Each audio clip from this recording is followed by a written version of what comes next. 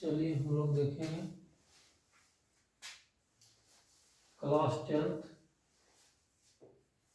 Change कर लेते हैं।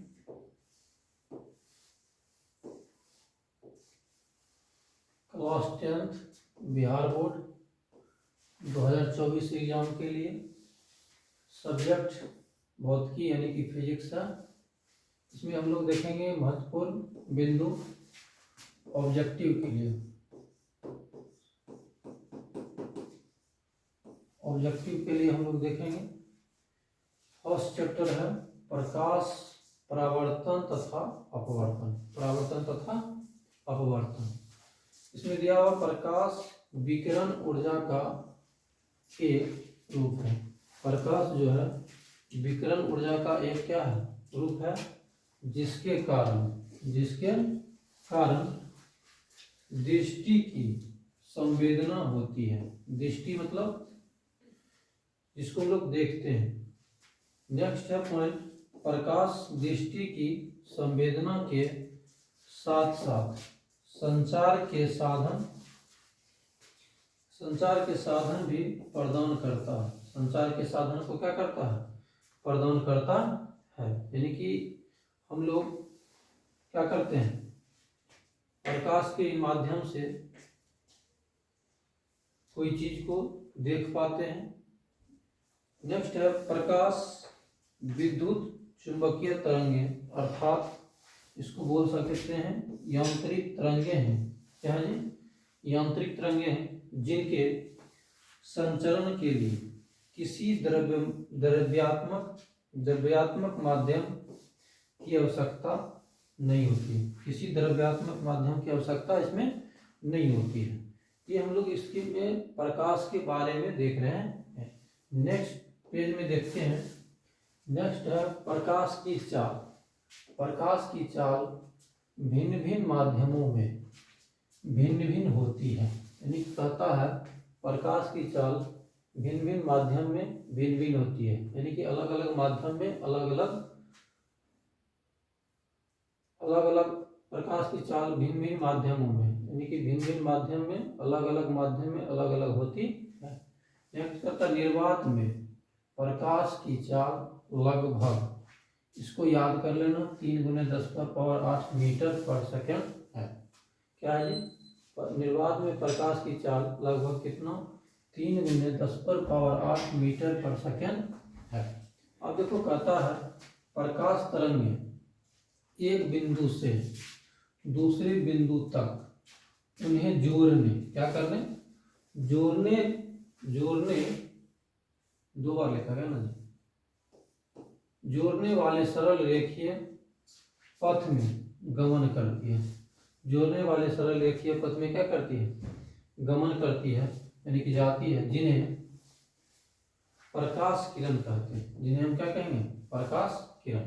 तो प्रकाश किरणों के समूह को प्रकाश पुंज कहते हैं। यानी कि प्रकाश किरणों के समूह, यानी कि प्रकाश अगर मान लिया जाए कि समूह जाएगा, इसी को हम लोग क्या बोलेंगे, प्रकाश पुंज कहते हैं। आगे देखो कहता है किसी सतह से प्रकाश के टकराकर वापस आने को, यानी कि मान लिया जाए किसी सतह से प्रकाश क्या कर रहा है, टकरा रहा है, तो वापस आने को प्रकाश का परावर्तन कहते हैं। प्रकाश का क्या कहते हैं, परावर्तन। अगर मान लिया जाए यहाँ से प्रकाश आ रहा और यहाँ कोई वस्तु है, इस पे टकराया, ठीक, और टकराने के बाद क्या होता है, टकराकर वापस आने, यानी कि यहाँ टकराया फिर यहाँ इसी पे वापस हो जाएगा, इसी को कहते हैं प्रकाश का परावर्तन। कहता है इनके दो नियम। कितने नियम है जी, प्रकाश के दो नियम हैं। पहला है अपतन कोण तथा परावर्तन कोण बराबर होता है। अपवर्तन कोण और परावर्तन कोण दोनों क्या होता है जी, बराबर होता है।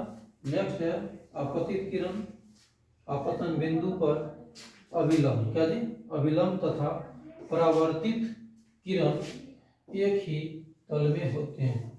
एक ही तल में क्या होते हैं, परावर्तित किरण एक ही तल में होते हैं।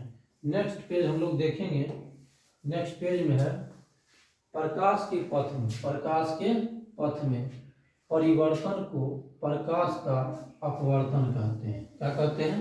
अपवर्तन। कहने का मतलब क्या कि प्रकाश के पथ में, यानी कि प्रकाश जिस पथ में चलता है उसमें कहता परिवर्तन को, उसमें जो परिवर्तन आता है प्रकाश का अपवर्तन कहते हैं। उसको क्या कहेंगे? प्रकाश का अपवर्तन कहेंगे।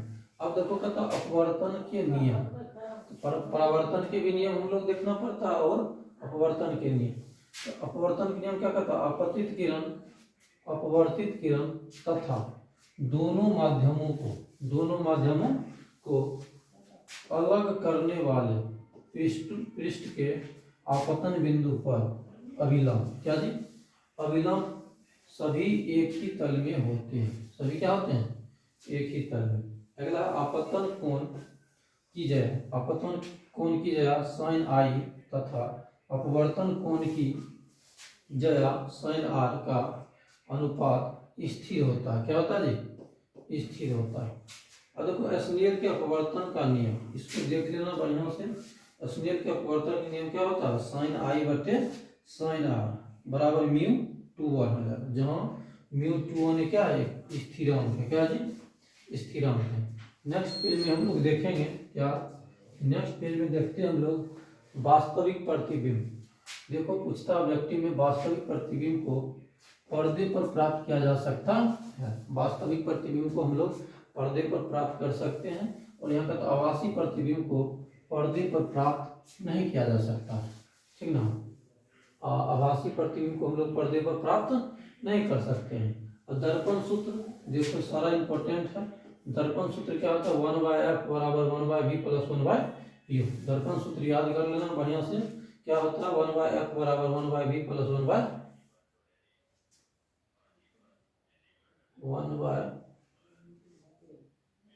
होना चाहिए। क्या हो जाएगा? 1/f बराबर 1/v प्लस 1/u, जहां f क्या हो जाएगा? f हो जाएगा गोलीय दर्पण की फोकस, v क्या हो जाएगा? गोलीय दर्पण से क्या हो जाएगा? प्रतिबिंब की दूरी, तथा u क्या हो जाएगा? गोलीय दर्पण से वस्तु की दूरी। अब देखो लेंस सूत्र, क्या जी? लेंस सूत्र। और लेंस सूत्र की क्या जी? सेम उल्टा है, कोई चेंजिंग नहीं है। लेंस सूत्र होता है 1/f बराबर 1/v माइनस 1/u होता है, जहाँ सेम गोलीय लेंस की फोकस, f बराबर क्या होता है? गोलीय लेंस की फोकस दूरी है, और v क्या हो गया? गोलीय लेंस से प्रतिबिंब की दूरी, तथा u क्या हो जाएगा? गोलीय लेंस से वस्तु की दूरी हो जाएगा। अब देखो तो उत्तल लेंस किसको कहेंगे? तो उत्तल लेंस की फोकस दूरी धनात्मक, पूछ देगा उत्तल लेंस की फोकस दूरी क्या होता है? धनात्मक होता है, तथा अवतल लेंस की फोकस दूरी क्या हो जाएगा?